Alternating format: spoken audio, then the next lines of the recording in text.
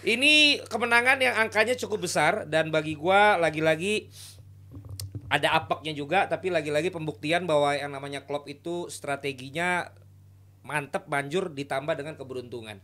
Dan kalau ngelihat dari penampilannya kemarin sebenarnya kan gue deg-degan juga ya, karena kalau dilihat dari gol-golnya bagi gue sih nggak ada yang spesial. 2 gol terakhir bahkan sebenarnya kan juga kesalahan back, tapi overall apakah memang seperti yang kalian duga ini akan menjadi kemenangan yang seperti itu? Lu Ya, duluan deh.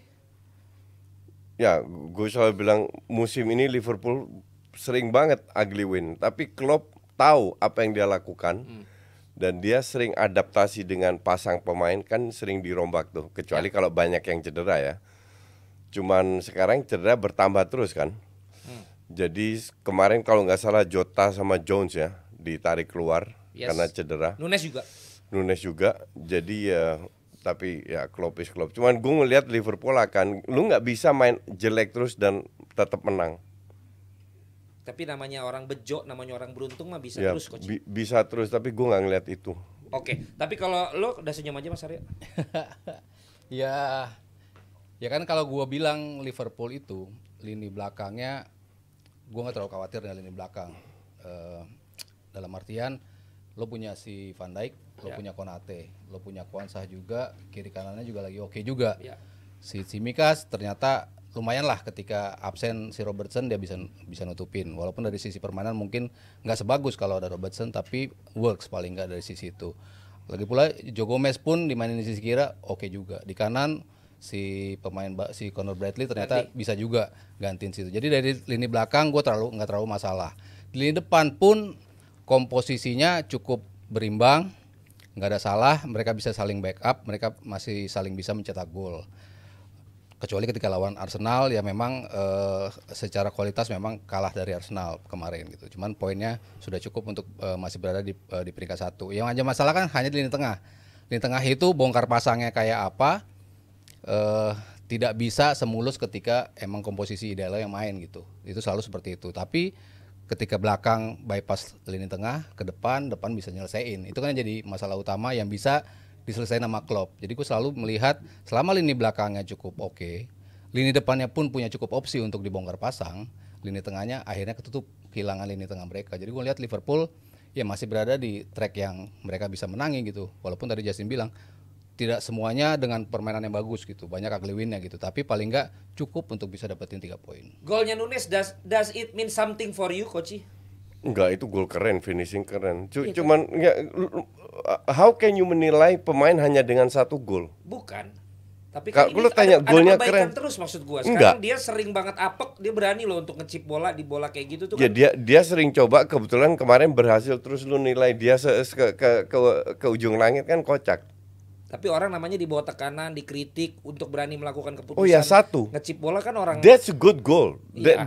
That's a good goal. Cuman Akankah ada perbaikan nah ke itu depannya dia, menurut gue lu? nggak ngelihat itu.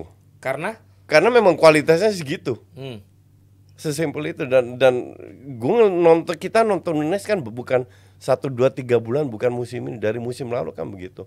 Dan kita lihat begitu banyak dia wasting chances. Bahwa dia mencetak 1 gol yang luar biasa, keren banget golnya by the way. ya.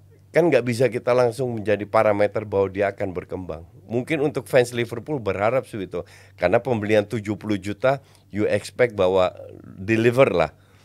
Tapi untuk gue sih yang di expect dari Nunes adalah cetak gol. Nggak penting sebagus apa, sejelek apa, yang penting dia cetak gol. Sekarang dia cetak gol 2 match beruntun kan.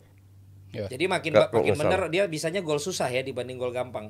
Ya whatever golnya, yang penting dia cetak gol. Tapi Ya. yang gue lihat dia itu waste too many chances untuk bisa cetak gol. Dan dia biasanya kan cetak berapa dia cetak gol terus mandul berapa pertandingan baru cetak gol lagi. Nah sekarang bisa 2 kali beruntun. Bisa nggak dia 4-5 match beruntun? Karena itu dibutuhkan Liverpool. McAllister dapat peran yang sekarang di depan Endo. Kemarin juga dia nyeruk masuk ke dalam kotak, 1 kali sentuhan, gocek 1 pemain dan melakukan mencetak gol. Apakah menandakan bahwa memang dia mintanya sebenarnya di posisi yang itu gitu loh, bukan yang selama ini ganti-gantian sama Endo. Iya, ketika Endonya pertama-tama nggak bisa nyelesain apa yang diharuskan, Makanya kan digebongkar pasang siapa di posisi itu. McAllister sempat ditaruh di posisi itu, sebenarnya nggak bagus juga di posisi nomor 6 gitu. Emang dia bagusnya kan di posisi lebih advance ke depan. Di Brighton pun dia seperti itu, di depan di belakangnya ada Caicedo kan. Makanya dia bisa lebih advance ke depan gitu. Nah, ketika Endo belakangan sudah mulai bagus, makanya kenapa dia ditaruh di posisi balik lagi di situ. Nah, kemarin Endo sempat absen lagi di Piala Asia. Makanya diputar-putar tuh di posisi nomor itu. Kadang-kadang bahkan Gravenberch ditaruh di posisi itu. Kadang-kadang si McAllister balik di posisi itu. Cuman kalau udah ngeliat komposisi sekarang, terutama ketika Szoboszlai cedera, Curtis Jones cedera juga, ya gue ngelihatnya sih memang itu posisi yang paling pas. Dan dia bisa kan mencari ruang di dalam kotak penalti, berada tepat di situ untuk terima umpan. Itu kan berapa kali dia di Brighton pun melihat hal seperti itu gitu. Jadi dia bisa mencetak gol yang kayak gitu. Walaupun cukup susah juga dapat assist dari Salah, tapi dia harus ngelewatin satu pemain dulu untuk bisa mencetak gol. Ya makin banyak sumber gol kan Liverpool kan. Selama ini mereka banyak menuntut Salah yang mencetak gol, pemain depan juga nyetak gol, tapi lini tengahnya ternyata bisa kontribut. Ya, tadi lo singgung masalah cedera ya. Gue mau nanya tentang cedera dulu, tapi sebelum ke Koci gue mau nanya Nesa dulu. Kalau pemain abis cetak gol gitu biasanya lo suka ketemu di mana tuh pemain-pemain? Waduh, ada Bang. Ada Bang suka ketemu. Suka ketemu ada, ya. Ada. Itu mereka biasanya merayakan juga. Merayakan celebrate. Oh iya nggak apa-apa. Itu kan namanya pemain bola berarti mencari hiburan ya. Tapi kan sebenarnya nggak boleh kan? Hah? Sebenarnya nggak boleh. Oh nggak boleh ya? Tapi lu sering ketemu? Oh gitu. Ya nggak apa-apa. Namanya juga lagi nanya. Gua kan siapa aja yang pernah lu ketemu? Pemain Liverpool. Oh nggak usah udah. Pemain Liverpool, bukan? Bukan dong. Ya udahlah pokoknya. Ini akan berpengaruh nggak kali ini Coach sejago-jagonya Klopp? Ini nambah lagi ya. Kan Jota katanya ternyata minimal 2 bulan bakal keluar. Ya. Terus juga Nunes kemarin udah terasa bakalan makanya dia ditarik sama Curtis ya. Jones juga cedera. Gini, kita harus melihat dari optik yang berbeda. Kita nggak usah bahas Klopp. Klopp is untuk gue untouchable. Oke. Apapun dia lakukan selalu dengan niat baik. Ya. Tapi Klopp kan nggak di lapangan. Ya. Dia nggak cetak gol. Oke. Sekarang yang diinginkan adalah strategi eksekusi di lapangan. Oke. Pada saat mereka main ancur-ancuran lawan Arsenal, emang salah Klopp? Kan enggak. Terjadi individual error karena mereka sering ditekan, crossing-crossingnya nggak nyampe, ya kan? Maka dari itu gue nggak begitu setuju. Gue merasa kalian Haryo dan lo melihat match kemarin itu seolah-olah jadi parameternya Liverpool. Parameter apa maksudnya? Ya bahwa McAllister main di situ. McAllister sering main di posisi itu. Pada saat end of it nggak bagus juga. Szoboszlai untuk gue another flop selain Nunes. Gue nggak ngeliat bagus-bagusnya. Maka dari itu Klopp tahu bahwa lini tengah gue ini katrok. Maka dari itu diganti-ganti terus. Lahirlah itu tarik lawan ke belakang, crossing untuk skip lini tengah karena dia nggak begitu percaya dengan lini tengahnya, nggak deliver. Kenapa dia beli Endo? Karena dilihat tahun lalu McAllister nggak bisa bermain di posisi itu. McAllister memang lebih bagus di depan. Posisi kemarin sering nggak deliver juga. Oke. Jadi terima kasihlah dengan pemain belakang, gue setuju. Sama pemain depan, Jota lagi on fire, nggak main bagus, sering cetak gol. Luis Diaz berapa match setelah itu kan nggak bagus, tapi sekali main bagus luar biasa. Nah ini yang menjadi peran penting. Jadi nggak ada hubungannya dengan Klopp. Jadi lu nggak usah takut bahwa Klopp punya strategi dengan beberapa pemain yang cedera. Yang lu harus waspada, apakah pemain yang diturunkan bisa menjalankan yang diinginkan oleh Klopp?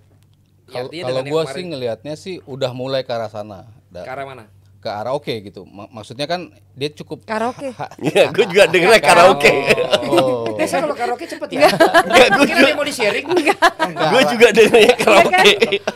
Ke arah oke. Ke arah oke. Ke arah oke. Karena kan lini tengahnya kan betul-betul baru kan. Setelah nggak ada Hendo, Fabinho, termasuk siapa yang dari Leipzig tuh? Henderson. Bukan, Henderson, Fabinho. Szoboszlai. Bukan yang dari Jerman. Lupa gue yang hitam. Naby Keita. Yang hitam lagi. Iya kan maksudnya perombakan itu kan sepatunya dia suka pakai warna hitam. Perombakannya itu kan lo harus berganti-ganti yang cukup banyak karena kan lo nggak punya posisi intinya siapa. Awalnya Szoboszlai sama McAllister bagus, makanya kan Liverpool kan nggak mengalami kekalahan dalam waktu yang cukup panjang kan. Kalahnya kan cuma 2 kali, satu lawan Arsenal, satu lawan Spurs. siapapun yang ada di lini tengah, walaupun permainannya nggak oke, tapi kan dia bisa, yang tadi Justin bilang, Klopp tuh bisa mengubah komposisi pemain, ngubah di depannya digeser-geser kiri kanan untuk bisa menghasilkan hasil yang dia mau. Dan sejauh ini mereka ternyata worse kok. Mereka sejauh ini ada di peringkat 1, sejauh ini mencetak golnya cukup oke, bertahannya pun cukup oke. Jadi ya it works gitu loh. Siapapun yang dimainin. Walaupun tadi lo bilang kan awalnya kan masuknya dari pemain cedera. Selama ini kan cukup banyak juga yang mengalami cedera kan. Turun naik terus. Dan gue lihat ya Szoboszlai sempat bagus di awal, sempat turun lagi, naik lagi, dan sekarang turun belum naik lagi. Ada fluktuatif lah pemain-pemain itu. Nggak konsisten. Ya konsistensinya itu belum gue lihat. Cuman kan gue kenapa waktu itu gue cukup yakin ketika mereka ditinggal Salah, kenapa? Karena mereka sedang naik semua performanya. Yang ditakutkan Liverpool tuh bisa nggak nih mempertahankan performa itu dalam waktu yang cukup panjang. Ya ternyata menurut gua mereka cukup bisa gitu loh untuk mendapatkan hasil-hasil yang paling Dengan nggak 3 sisa poin stok itu. sisa pemain sekarang ini menurut lo tetap akan bilang akan flop nggak? Lo kan terakhir bilang akan ada flopnya Liverpool. Iya, ya gua tetap melihat City yang akan menjadi juara. Gue sih tetap melihatnya itu. Walaupun seri sama Chelsea. Walaupun seri lawan Chelsea, ya gua ngelihat stok mereka tuh jauh lebih banyak untuk bisa dibongkar pasang dibandingkan Liverpool gitu ya.